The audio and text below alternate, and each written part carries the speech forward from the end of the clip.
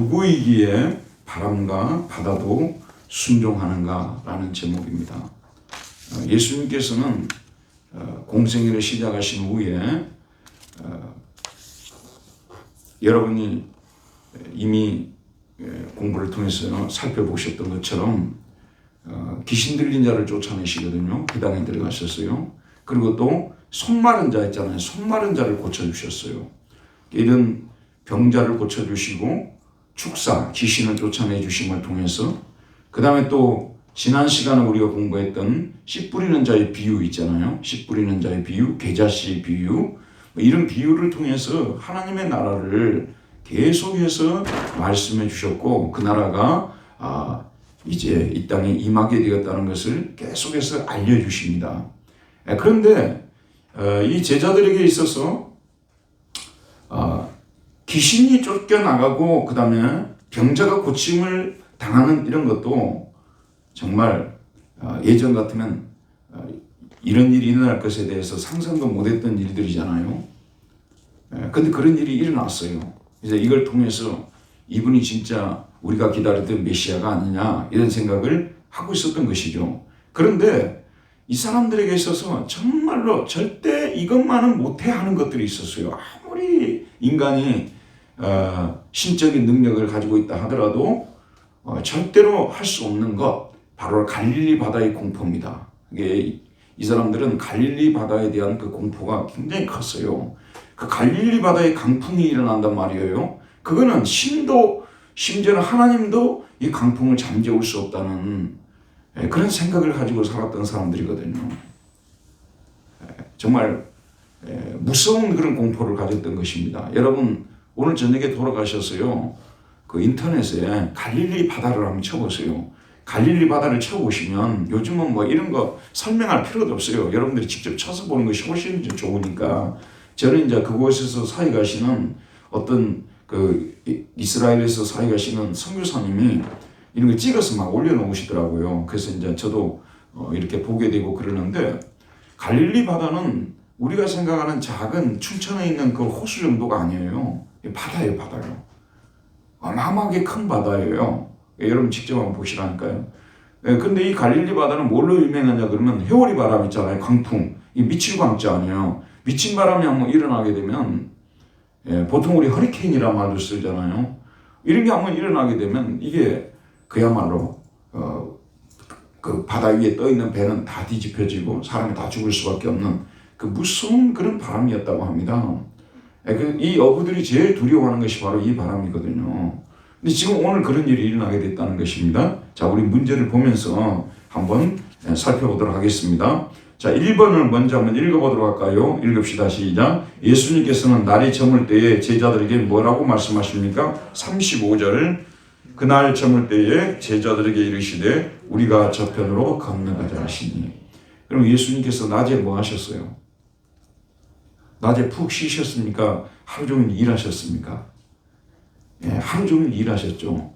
지금 여러분 그 앞에 우리가 살펴보았던 것처럼 씨 뿌리는 자의 비유라든지 여러 가지 그 비유들, 천국 비유를 예수님께서 무리들 앞에서 배 탄 채로 배 위에서 군중들을 향해서 이렇게 설교했다는 것을 가르쳤다는 것을 우리가 보았지 않습니까? 이게 하루 종일 예수님께서는 티칭 사역을 하신 거예요.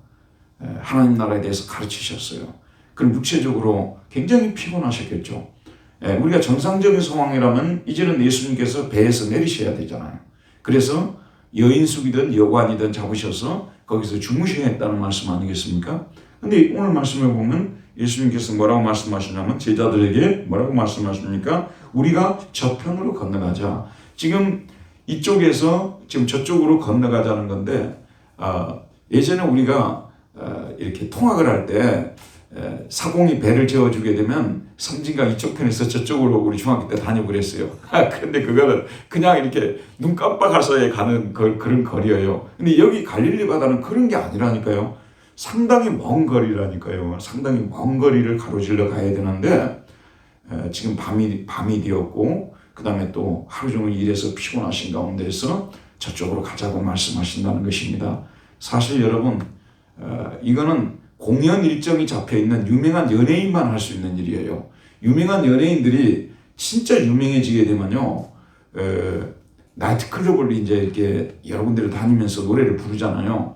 그러면 이리에 있는 나이트클럽에서 노래를 부르고 광주로 바로 날아가야 돼요. 그 다음에 또 군산으로 날아가야 되고, 그 다음에 저쪽 충청도 서산으로 했고, 인천으로 해가지고 서울로 돌아오는 스케줄이에요. 이해하시겠죠?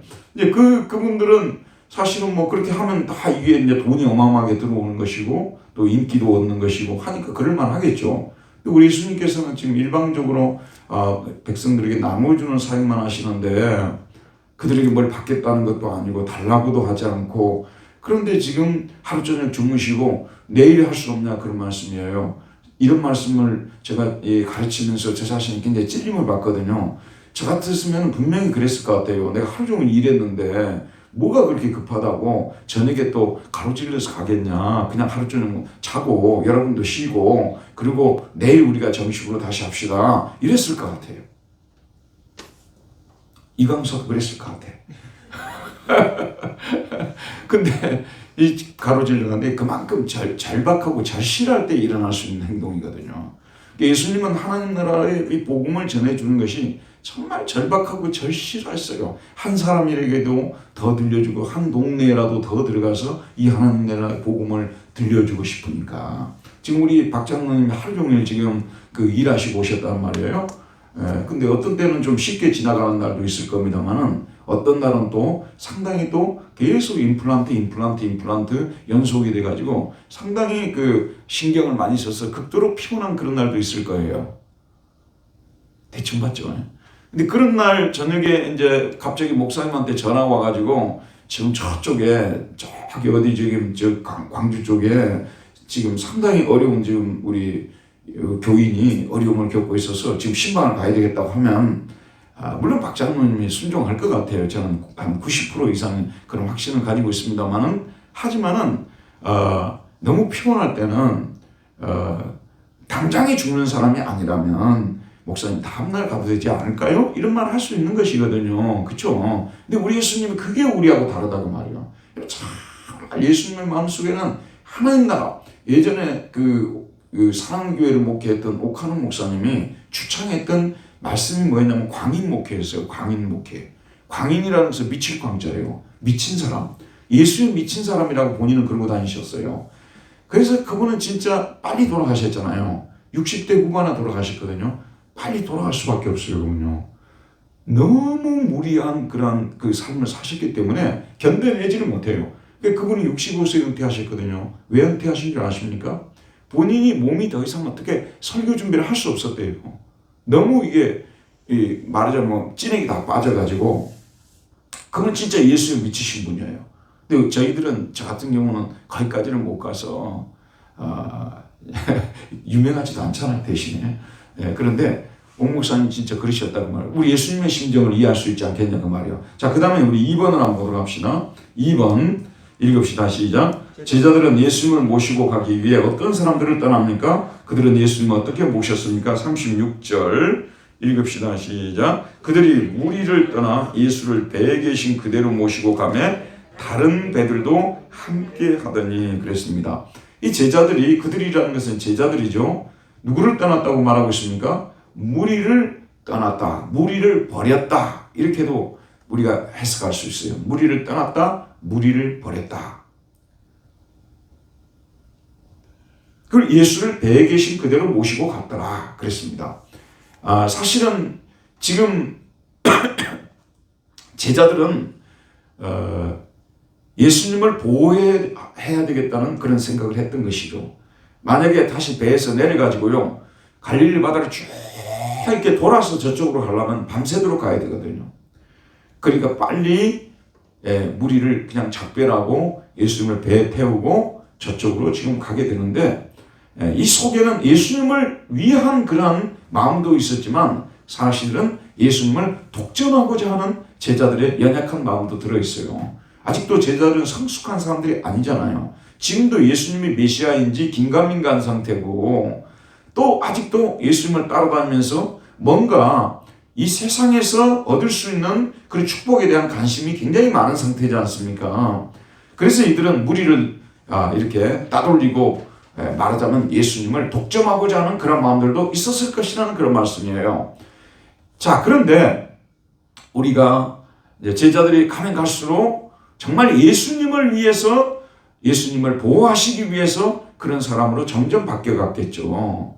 우리도 믿음이 성숙했다는 것은 무엇이냐면요, 예수님을 정말 예수님과 우리가 홀로 있기 위해서 정말 예수님을 나와 이렇게 혼자 있는 시간을 갖도록 하기 위해서 이와 같이 무리로부터 우리가 스스로 떨어져 나오는, 또 무리로부터 작별하는 이런 모습들이 우리에게도 있다는 말씀이 되겠죠. 저와 여러분도 이런 정말 좋은 의미에서 예수님을 위해서 무리를 떠나는 이 모습은 굉장히 우리가 본받아야 될 모습이고 좋은 모습입니다. 사실 여러분, 우리 기독교 신앙에 있어서요, 여러분 잘 들으세요. 많은 사람들하고 섞여 있는 가운데 있잖아요. 많은 사람들 어울리는 가운데서는 여러분 경험이 다 증명할 것입니다. 거기에서 진지하고 정말 서로에게 진정으로 유익된 얘기를 하기가 쉽지가 않아요. 그저 일반적인 이야기하고 그냥 밥 먹고 커피 마시고 떠드는 경우들이 굉장히 많습니다. 물론 항상 그런 것은 아니지만, 그러나 우리가 어떤 사람 1대1로 만나잖아요. 1대1로 만나면 자기 속에 있는 얘기도 하고 또 속에 있는 이야기를 듣기도 하고, 그러면서 상당히 모임이 진지해질 수가 있어요. 근데 여러 사람이 모여있는 경우는 그러기가 너무나도 어렵다는 것입니다. 여러 사람이 모여있는 경우, 여러분도 예수님과 가장 깊은 사귐의 시간은요, 예수님과 여러분이 독대할 때예요. 홀로 있는 시간이에요. 조용히 새벽에 또 저녁에 잠이 오지 않아서 소파에 앉아가지고 가만히 이렇게 주님 말씀을 묵상하고 또 성경을 읽고, 또 이렇게 막 큰 소리로 기도하지 않는다 할지라도 조용히 묵상해서 기도를 드리고 할 때 정말 우리 속에 은혜가 넘쳐요. 우리가 정말 영혼이 회복이 되는 그런 느낌을 갖게 되고요, 참으로 유익한 시간을 가질 수가 있어요. 진짜 그래서 여러분이 진짜 좀 더 깊은 영성으로 깊은 그런 영적 사귐으로 들어가려면, 예수님과 깊은 영적 사귐으로 들어가려면 무리들과 결별하는 법을 배워야 돼요. 그러니까 우리가 무리를 전에 만나지 않을 수는 없겠죠. 여러 가지 일들로 인해서 만나야 되고, 하지만 가능한 여러분들이 무리로부터 떨어지는 것이 우리 예수님을 믿는데 주님과 깊은 사귐을 가진 데는 훨씬 더 유익하다는 것을 항상 마음속에 맹심하시기를 바랍니다. 그 다음에 3번입니다. 읽읍시다. 시작. 그때 바다에서 무엇이 일어났습니까? 그러자 물결이 배에 부딪혀 들어와 배가 어떻게 되었습니까? 자, 37절 한번 보도록 할게요. 37절 읽읍시다. 시작. 큰 광풍이 일어나며 물결이 배에 부딪혀 들어와 배에 가득하게 되었더라. 그런데 예수님을 모시고 갈 때는 바람이 불었을까요? 불지 않았을까요? 바람이 불지 않고 잔잔했겠죠. 그런데 얼마 안 가서 갑자기 큰 광풍이 일어났다고 되는데, 여기서 광자가 미칠 광자거든요. 이게 허리케인이라고 보면 되는 거예요.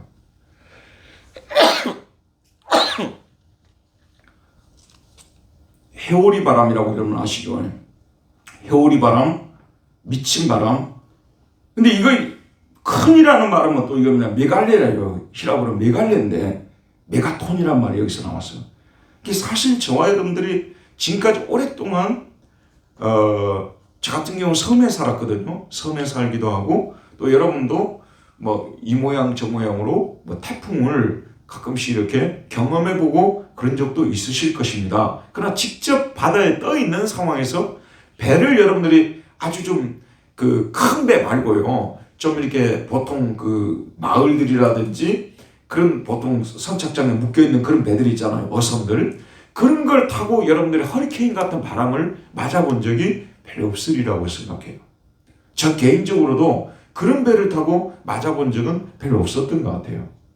집사님도 맞아본 적이 별로 없으시죠? 그게 진짜 우리가 그냥 상상만 하는 거예요. 상상만. 이게 어느 정도 바람이 불었으면 광풍이란 말을 쓰고, 그 다음에 그 앞에다가도 메가톤급 광풍이 불었다고 하니까 어마어마한 거죠. 자, 이런 바람이 일어났는데, 그 다음에 물결이 이렇게 바람이 심하게 불면요, 파도를 이 바람이 이렇게 올리잖아요. 출렁이게 만들잖아요. 아시겠죠? 그러니까 이게 바람이 출렁이니까 이게 물결이 계속해서 높아져가지고 이게 이제 배로 들어오는 거예요. 여러분 이런 경험 해보셨어요? 박장님 경험해 보셨어요? 이광수님은? 나는 경험해봤어요. 근데 이제 이런 바람은 말고 이거에 비하면 잽도 안 되는 그런 바람인데도 일단은 바람이 불면 물결이 이렇게 막 쳐가지고 배가 이렇게 요리 왔다 갔다 해요. 그러면서 조금 더 이게 치잖아요. 그럼 물이 이제 안으로 들어오기 시작합니다. 안으로 막 이렇게 들어와요. 그러면 그때 우리가 어떻게 그걸 막아내냐 그러면요. 바가지라든지 그 일본말로 바케스 있어요. 바케스나 바가지 이런 걸 가지고 계속해서 물을 퍼내요. 이 속에서 물이 막 계속 들어오니까 물을 계속해서 퍼내요. 그래야만 이게 가라앉지 않거든요. 근데 그것도 뭐 저희 같은 작은 마을에서니까 퍼냈지 이런 상태에서 물이 이렇게 배를 덮치게 되면 그리고 지금 이제 이 배는 뭐 쓰는 얘기로 뭐 어선도 아니거든요. 보통 이제 호수에 떠 있는 그런 정도의 배 아니에요. 그러니까 이건 뭐 뒤집힐 말하자면 무슨 시간 문제이지 않겠습니까? 지금 이런 상황이 됐습니다. 그래서 오늘 말씀에 보게 되면 뭐라고 나왔냐면 큰 강풍이 일어나며 물결이 배에 부딪혀 들어와 배에 가득하게 되었더라. 이제는 이제 바켓이라든지 바가지로 물을 아무리 퍼내도 더 이상 퍼낼 수 없는 상태. 그래서 배에 물이 가득 차 있는 상태예요. 그러니까 가라앉기 일보 직전이었다는 얘기죠. 이해하시겠죠? 이 상황을 충분히 이해하시겠죠? 여러분 이걸 영적으로 우리가 먼저 이 말씀을 또 적용할 줄 알아야 돼요. 우리가 이 성경을 해석을 할 때 먼저 그 시대에 작용을 시켜야 돼요. 그 시대에 예수님이 지금 현재 당하고 있는 이 상황이잖아요. 그 다음 두 번째는 뭐냐면 교회론적으로 적용을 시켜야 할 수 있어야 돼요. 그걸 예전에 우리 그 신학자들은 알레고리적 해석이라는 말을 썼어요. 지금 이제 배는 이것이 뭐냐면 교회라는 것이에요. 알겠죠? 교회라는 곳이고 이 교회라는 곳이 어떤 곳이냐 들어보십시오 여러분. 바다와 같은 곳이에요. 제가 가끔씩 설교를 하면서 교회는 바다와 같다는 표현을 쓰잖아요. 산을 잘 아시는 분들은 교회는 산과 같다 할 것이에요. 사실은 산이라든지 바다가요 굉장히 무서운 곳입니다. 진짜 산을 아는 사람은 산을 너무너무 무서워해요. 그리고 바다를 아는 사람은 바다를 너무너무 무서워해요. 그래서 저는 요즘에 산도 안 가고 바다도 안 갑니다. 왜냐하면 솔직하게 제가 말씀드려서 산에 올라가는 것이 겁이 나요. 어떤 일이 일어날지를 몰라요. 여러분 요즘에는 또 산에서 무슨 짐승들 있잖아요. 짐승들도 요즘 가끔 또 뛰어나오잖아요. 엊그제도 요 옆에 조그만 맹산이 있거든요. 그냥 산 보러 올라갔는데 거기서도 혹시 튀어나올까 그런 생각을 하게 됐다. 왜냐하면 거기다 써놨어요. 거기다 여기에 그 멧돼지가 뛰어나올 수 있습니다 하니까 진짜 이게 또 살짝 긴장되더라고요. 그리고 또 저희 나이에서는 또 뭐가 문제냐 그러면 실족하는 경우가 굉장히 많아요. 산에 올라가서 실족을 해버려요. 넘어져가지고 다리가 이게 문제가 생기는 경우들이 적지 않거든요. 그리고 갑자기 눈이라든지 이런 게 쏟아지잖아요. 눈이 막 확 펑펑 쏟아지는 겨울 같은데요. 선운사에 갔다가 예전에 한번 선운사 등산 갔다가 눈이 쏟아지면 어떤 일이 벌어지는 줄 아세요? 눈이 막 쏟아져 버리잖아요. 그럼 길이 안 보여버려요. 그럼 어떻게 되냐 그러면 밑을 향해서 저 아래를 향해서 무조건 뛰어내려가요. 그때 우리 대학생 때 몇 명이 같이 갔거든요. 근데 너나 나나 할 것 없이 서로 챙겨주는 것도 없어요. 모두가 밑을 향해서 뛰어내려가. 왜냐면 길이 안 보이니까 여기다 쌓여서 죽을 수 있다. 산도 그리 위험해요. 바다는 또 얼마나 위험합니까? 아침에 분명히 해가 떠올랐어요. 그래서 정말 특별히 뭐 이렇게 준비도 하지 않고 요즘은 이제 밖에 나갈 때 준비를 좀 많이 하거든요. 근데 옛날에 우리 때는 준비도 별로 안 했어요. 준비도 않고 그냥 밖으로 나가는데 갑자기 천둥 번개가 치면서 막 비가 쏟아지고 바람이 일어나면서 배가 그냥 이렇게 뒤뚱뒤뚱 하는 거예요. 그러다가 정말 이러다가는 배가 넘어가겠다 하는 이런 경우들이 많거든요. 자, 그래서 우리 교회를 여러분 생각해 보세요. 알레고리적 해석으로. 교회가 어떤 곳이냐면요. 누가 보더라도 지금과 같은 우리 교회가 이렇게 평탄한데 무슨 문제가 생기겠냐? 그러죠, 여러분. 근데 그럴 때 문제가 나와요. 정말 여러분도 이제 많은 시간 동안 교회에 대해서 좀 사랑하는 마음을 갖고 책임감을 가지고 교회를 바라보잖아요. 교회는 그런 곳이에요. 예전에 제가 베를린에서 목회를 할 때 해마다 그런 일이 터지니까 연초에 출발할 때는요 너무 명랑하고 그래서 올해는 막 좋은 일만 생길 것 같아요. 근데 항상 해마다 우리가 예상치 못했던 어떤 일들이 꼭꼭 터지는 거예요. 교회가 그런 곳입니다. 방심하면 안 돼요. 특별히 새로운 사람들이 들어오잖아요. 이 사람들이 우리 교회에 유익을 줄 사람들인지 해를 줄 사람들인지 항상 우리는 긴장하면서 바라봐야 돼요. 긴장하면서. 지난주에 우리 청년회에 청년이 이 주변에 사는 청년이 갑자기 청년회에 참여를 한 거예요. 그래서 끝나고 나서 나를 만나고 이렇게 보고 싶다 그래가지고 내가 이제 신방 갔다 오니까 우리 그 전사님이 데리고 올라왔더라고요. 그래서 만나서 대화를 나누는데 너무 또리또리한 친구야. 너무 또리또리하니까 혹시 신천지 아닌가. 갑자기 그런 생각이 드는 거예요. 너무 또리또리한 사람도 교회에 들어오게 되면 갑자기 의심이 생길 수가 있는 거예요, 이게요. 굉장히 어쨌든 우리가 지금 현재 같은 경우는 이단들도 교회 안에 많이 드나들잖아요. 자기 신분을 숨기면서요. 항상 조심해야 돼요. 세 번째, 교회론적으로 적용시킬 수 있어요. 세 번째는 뭐냐면 개인의 가정에 적용을 시킬 수 있어요. 여러분도 그런 생각할 거예요. 목사님 아무리 생각해도 우리 가정은 무슨 일이 일어날 일이 없습니다. 너무나 평탄하고 우리 가정은 너무나도 지금 믿음 안에서 신앙생활도 잘하고 다 일도 잘 돼가고 우리 가정에 무슨 강풍이 일어나요? 미친 강풍이 일어나요? 큰 강풍이 일어나요? 전혀 그럴 일 없습니다. 이런 생각하시죠? 그런데 허를 찌릅니다. 여러분도요. 가정적으로도 항상 이런 바람이 일어날 수 있다는 것을 항상 생각하고 그런 기미들이 없는가를 살펴보고 있으면은 여러분들이 열심히 기도해서 이기고 나가야 되는 거예요. 이게 영적인 세계입니다. 지금 제가 드리는 말씀을 신앙의 정도에 따라서 어떤 사람은 10%밖에 이해를 못하고 어떤 사람은 8, 90%를 이해를 해요. 단 한 번도 교회는요 그냥 평탄하게 넘어가는 해가 없어요. 그래서 올해도 우리 교회도 이런 부분에 있어서 깨어 있어야 될 부분들이 있어요. 언제 우리 교회를 사탄이 공격할지를 모르는 것입니다. 항상 이렇게 깨어있는 모습이 되어져 있다는 것. 자, 그 다음에 4번. 자, 4번을 보도록 합시다. 시작. 이때에 예수님께서는 어디에서 무엇을 하고 있었습니까? 제자들은 예수님에 대하여 어떤 태도를 취하며 무슨 말을 합니까? 38절 읽읍시다. 시작. 예수께서는 고물에서 베개를 베고 주무시더니 제자들이 깨우며 이르되 선생님이여 우리가 죽게 된 것을 돌보지 아니하니까 하니. 자, 예수님께서 뭐 하시고 계셨어요? 배가 지금 현재 뒤집어지기 일보 직전 아니겠어요, 여러분? 배에 물이 들어가서 가라앉기 일보 직전인데 예수님께서는 뭐 하시고 계셨다고요? 주무시고 계셨어요. 베개 베고 고물이라는 것은 배의 뒤쪽을 말하는 거예요. 배의 뒤쪽. 배의 뒤쪽에 이제 거기에 잠시 선원들이 이렇게 쉴 수 있는 그런 데가 있었던 것 같아요. 그래서 거기서 이제 예수님께서 베개 베고 태평하게 주무시고 계신 거예요. 자, 그러니까 제자들이 어떻겠습니까? 그 모습을 봤을 때 제자들이 깨우며 이르되 제자들이 막 깨웠다고 말하고 있어요. 예수님 일어나세요. 예수님 일어나세요. 이랬단 말이에요. 우리가 죽게 되었습니다. 그 다음에 하는 말이 우리가 죽게 된 것을 돌보지 아니하시나이까. 근데 이 말씀은 원망조로 한 말이에요. 사실은요. 그냥 이런 말을 쓴 게 아니라요. 우리가 죽게 된 지금 죽어가고 있는데 당신에게는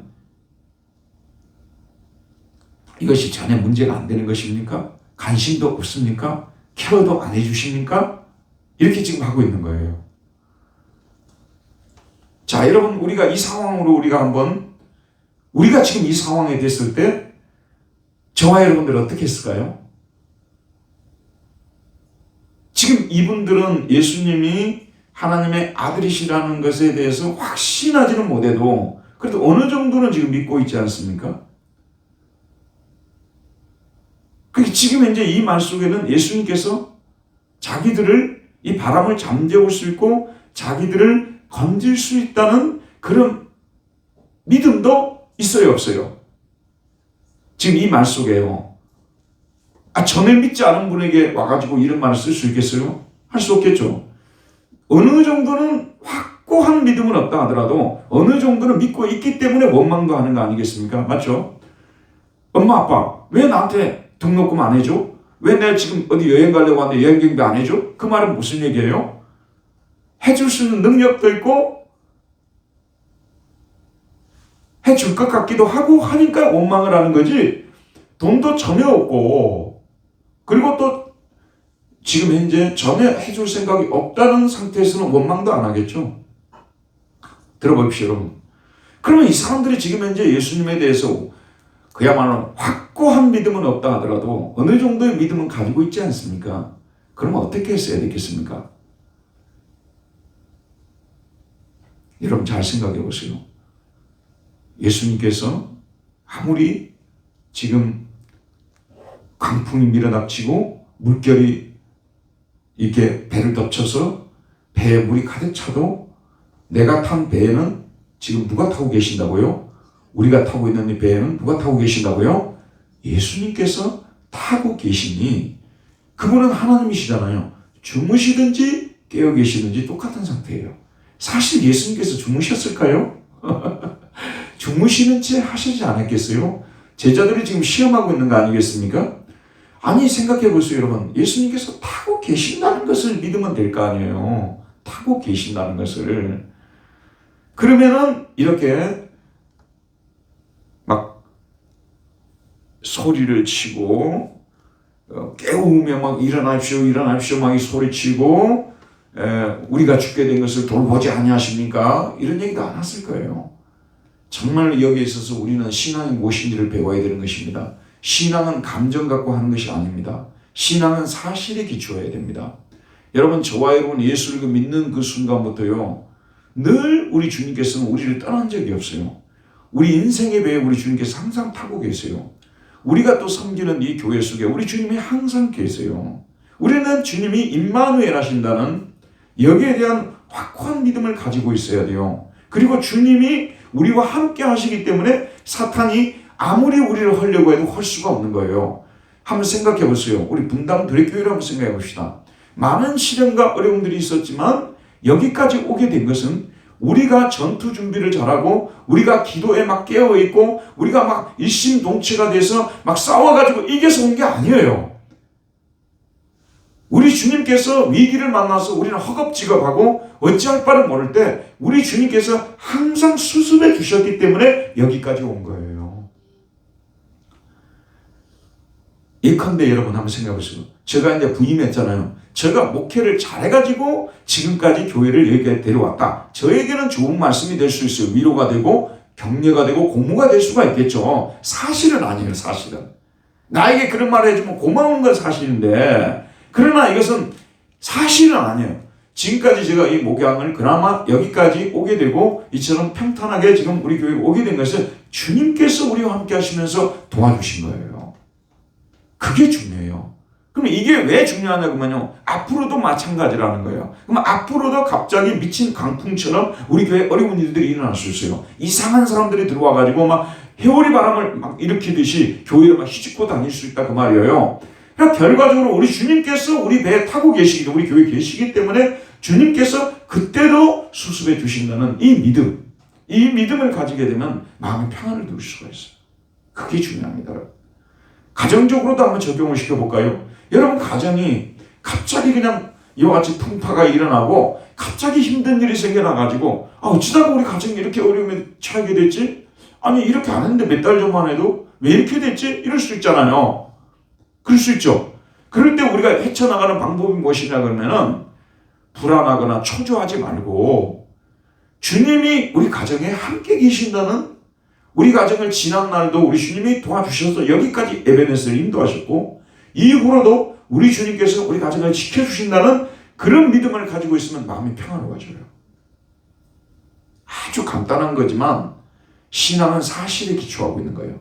소리친다고 해서 가끔 가다 기도할 때요 막 소리치고 막 기도하는 분들이 계세요. 두 종류. 너무 확신에 차서 소리를 치는 부분들이 있고요. 아무리 생각해도 불안하고 안 믿어지니까 소리치는 분들도 계세요. 후자는 별로 좋은 게 아니에요. 안 믿어지니까 막 소리를 치는 거예요. 그럼 한번 생각해 보세요. 주님이 우리와 함께 계시고 우리를 도와주신다는 믿음이 있으면 소리를 칠 필요가 없어요. 잠잠하면 되는 거예요. 이해가시죠? 이것이 임마누엘 신앙이에요. 얼마나 우리 신앙에서 중요한 부분인지 모릅니다. 광풍이 일어날 때 여러분은 좀 더 조용해야 돼요. 그리고 어떻게 해야 되냐면요. 그럴 때일수록 말씀 앞으로 가서 귀를 기울이고 천천히 주님과의 묵상의 시간을 가져야 돼요. 여러분 강풍이 일어날 때는 항상 두 가지 이유의 기인이 나옵니다. 첫 번째는 뭐냐면요. 내가 하나님 앞에서 우리 가정이 하나님 앞에서 뭔가 잘못하고 있을 때 강풍이 일어나서 하나님이 우리를 벌을 주는 거예요. 두 번째는 뭐냐면 특별한 죄가 없는데도 불구하고 우리 가정에 막 강풍이 불어닥치잖아요. 해오리 바람이 일어나고요. 그것은 뭐냐면 우리 믿음을 연단시키고 우리 가정에 더 큰 하나님의 능력을 보여주시고 더 큰 선물을 주시기 위해서 하나님께서 그런 과정을 거치게 하는 거예요. 그렇기 때문에 우리는 강풍이 일어날 때 두 가지 측면에서 항상 생각해야 돼요. 혹시 내가 하나님 앞에서 잘못한 것이 없는가? 그래서 강풍이 닥친 것은 아니냐? 회개하는 마음도 가져야 하는가? 동시에 내가 죄를 버리고 회개하면 하나님께서 더 좋은 길로 인도하시고 내가 생각지 못했던 더 좋은 것들을 예비해 주실 것이라는 그런 믿음을 가지고 가야 되는 것입니다. 그럴 때는 엘리야가 정말 갈멜산에서 여러분 잘 아는데 바알과 아스타롯 선지자 850명을 죽였지 않습니까? 다 죽게 만들었잖아요. 이스라엘이 우상을 제거했어요. 그러나 이스라엘에게 쫓기는 신세가 되었잖아요. 그래가지고 호렙산으로 쫓겨가죠. 정말로 이제 자기를 차라리 죽여달라고 그랬어요. 나 이제 더 이상 살 이유도 없고 살고 싶지도 않으니까 우리 조상들처럼 나를 데려가 달라고 그처럼 어려운 상황에 놓여 있었거든요. 그런데 하나님께서 기도하는 가운데서 불 가운데서도 말씀하시지 않고 바람 가운데서도 말씀하시지 않고 세미한 음성이 들리더라 그랬죠. 세미한 음성이 들리더라. 강풍이 일어날 때일수록 우리는 주님의 말씀 앞에서 잠잠히 주님과 교제를 가지면서 주님이 나에게 들려주시는 세미한 음성에 귀를 기울여야 돼요. 그럼 그 세미한 음성이 들려와요. 무엇 때문에 이런 강풍이 일어났는지 답을 하나님 주신다니까요. 그래서 그 죄를 회개하지 않았구나. 그 죄를 버리면 되는 거예요. 근데 그런 죄들도 아무리 생각해도 생각이 안 난다면 하나님이 더 큰 나에게 복을 주시기 위해서 이런 폭풍을 먼저 보내시는구나 생각하면서 위로를 받을 수 있다는 말씀이죠. 자, 그 다음 몇 번입니까? 5번입니다. 읽읍시다. 시작. 예수님께서 깨어나시어 바람과 바다에게 무엇이라고 말씀하십니까? 그러자 바람과 바다가 어떻게 됩니까? 39절을 읽읍시다. 예수께서 깨어 바람을 꾸짖으시며 바다들을 이르시되 잠잠하라 고요하라 하시니 바람이 그치고 아주 잔잔해지니라. 예수께서 깨어 제자들이 깨워서 일어나셨다. 진짜 잠을 자고 있었는데 제자들이 깨워서 일어났다. 이것은 올바른 해석이 아니겠죠. 예수님께서 스스로 일어나신 거예요. 이제 이때쯤 돼서 일어나야 되겠다 생각하시고 일어나신 것입니다.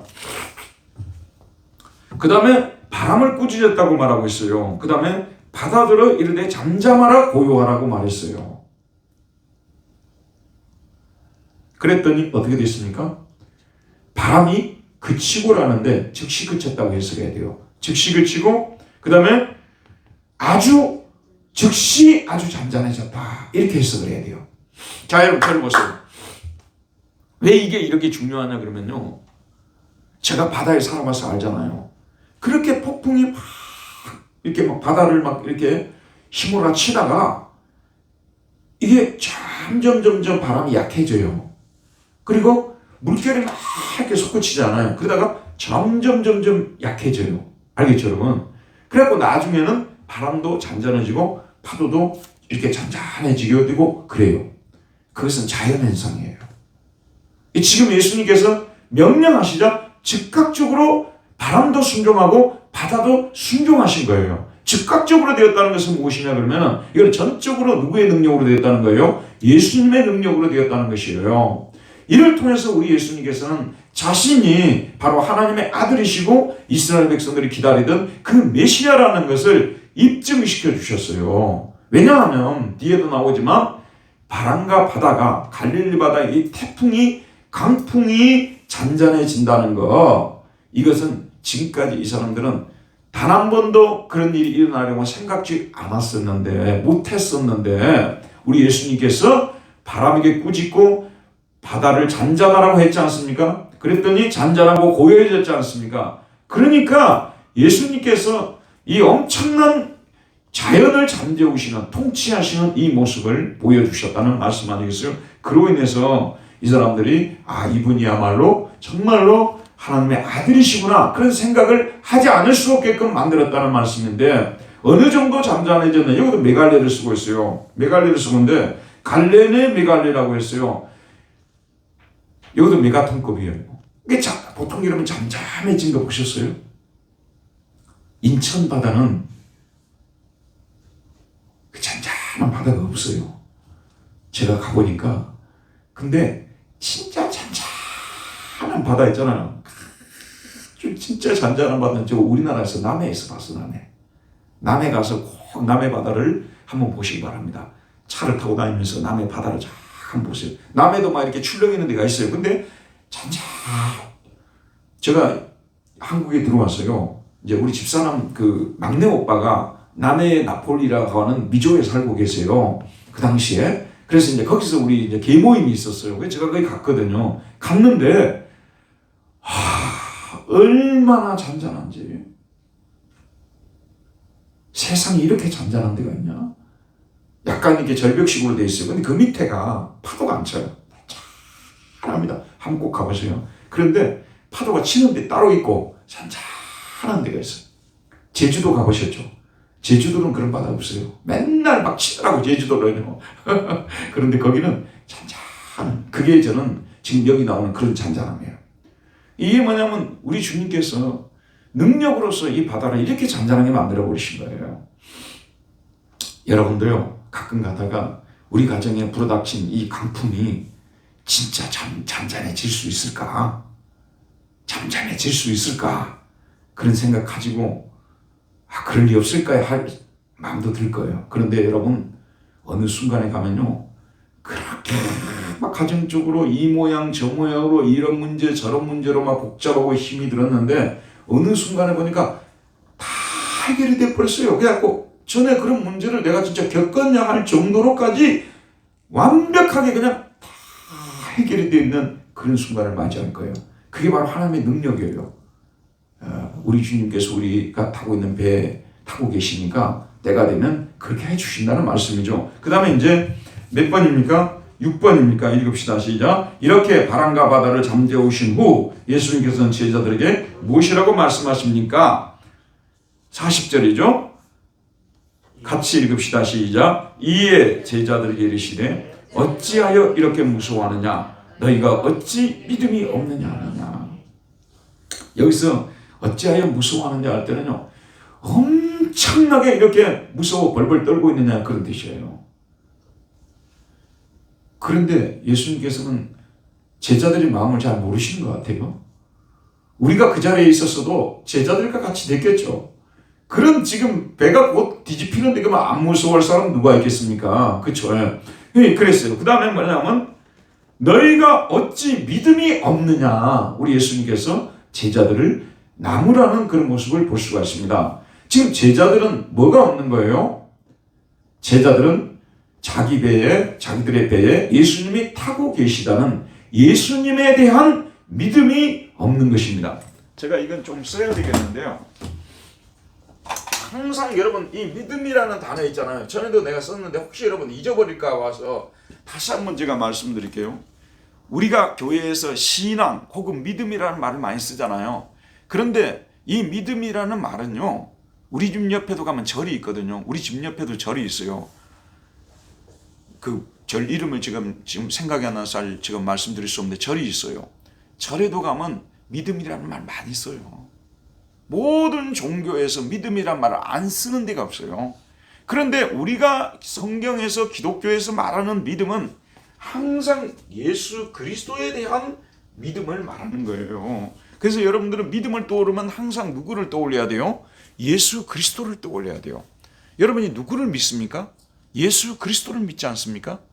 우리가 믿는다는 말 속에는 항상 나는 못하지만 내가 믿는 예수님은 파도도 잠재우고 광풍도 잠재우실 수 있는 전능하신 하나님의 아들이라는 그런 믿음을 우리는 가지고 있는 거예요. 이해하시겠죠? 그러니까 여러분이 항상 믿음을 떠오를 때 항상 연결시켜서 떠올려야 될 것이 뭐예요? 예수 그리스도, 또 전능하사 천지를 창조하신 성부 하나님, 그리고 또 우리 안에서 새로운 창조를 하시는 성령님, 우리를 위로하시는 성령님, 성부, 성자, 성령 삼위 하나님에 대한 믿음, 이것이 우리가 믿는 믿음이에요. 그냥 무조건 믿습니다라는 말은 타 종교에서도 다 사용하는데, 우리는 저를 보세요. 우리는 나는 연약해서, 나는 부족해서 우리 가정에 지금 불어닥친, 우리 교회에 불어닥친 이 강풍을 해결할 수 있는 힘이 없지만, 우리가 믿는 예수 그리스도는, 우리가 믿는 하나님의 아들 예수 그리스도는 능히 해결할 수 있다는 것을 믿는 거예요. 그걸 믿는다고 하는 것입니다. 그래서 이 믿는다는 말은 굉장히 우리 기독교 신앙의 핵심적인 자리에 놓여 있는 거예요. 여러분이 믿는다고 할 때 항상 기도를 할 때도요, 하나님 믿습니다 그렇게 하지 마세요. 죽은 자를 살리신 하나님 아버지를 믿사오며 천지를 창조하신 하나님 아버지를 믿습니다. 예수 그리스도를 3일 만에 다시 살리신 하나님을 믿습니다. 바람과 바다를 꾸짖으시고 잠잠케 하신 예수 그리스도를 믿습니다. 항상 이런 고백을 해요. 이게 올바른 성경적 기독교적인 믿음이에요. 이것이 바로 다른 이 세상 사람들이 말하는 믿음하고 근본적으로 다른 것입니다. 한마디로 말씀드리면 믿음과 항상 누가? 예수 그리스도. 우리가 믿는다고 할 때는 누구에 대한 믿음이에요? 예수 그리스도에 대한 믿음이에요. 이것만 오늘 저녁에 정리하고 가셔도 여러분들은 가장 중요한 것을 배운 것입니다. 이거는 100번, 1000번도 가르쳐야 돼요. 왜냐하면 많은 성도들이 믿는다는 말을 쓰면서도 도대체 뭘 믿는지에 대해서 생각하지 않고 그냥 믿습니다라는 말을 할 수 있기 때문에 내 인생의 배에 예수님이 타고 계심을 믿습니다. 내가 풍랑을 당할 때 나를 건져주실 주님을 믿습니다. 이게 우리가 믿는 믿음입니다. 자, 이렇게.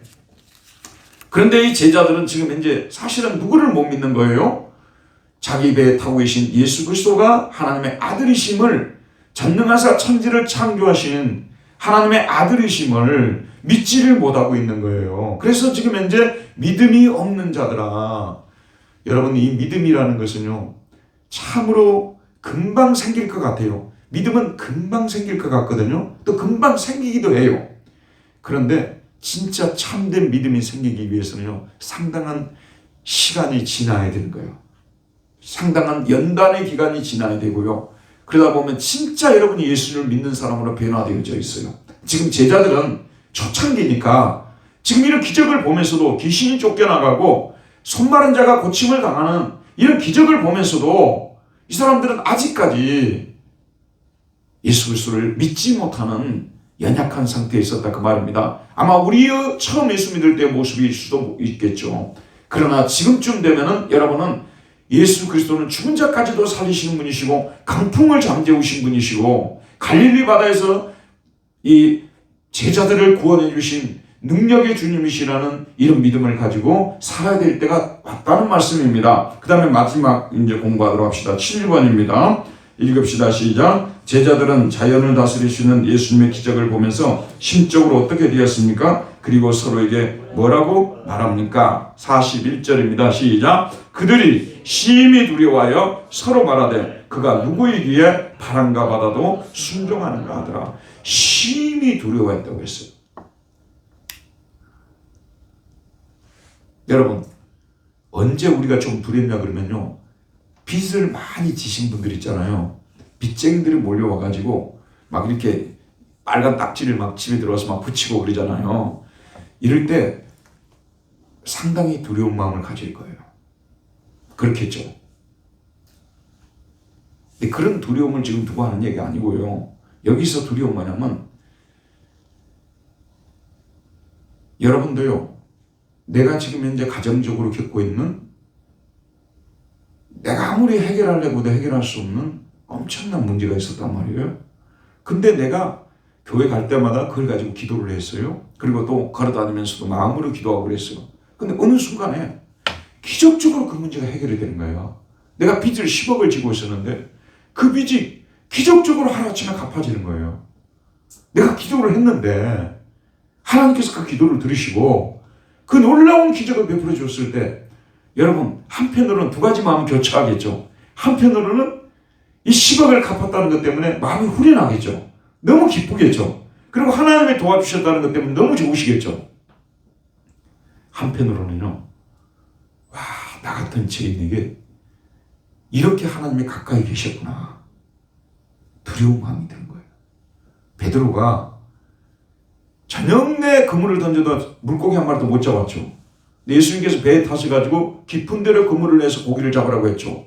그래서 순종했더니 고기를 잡은 것이 많아 그물이 찢어지는지라고 얘기를 했죠. 그 옆에 있는 배에 있는 사람들까지도 와서 고기를 했지 않습니까? 올렸지 않습니까? 맞죠? 그래서 베드로가 어떻게 됐습니까?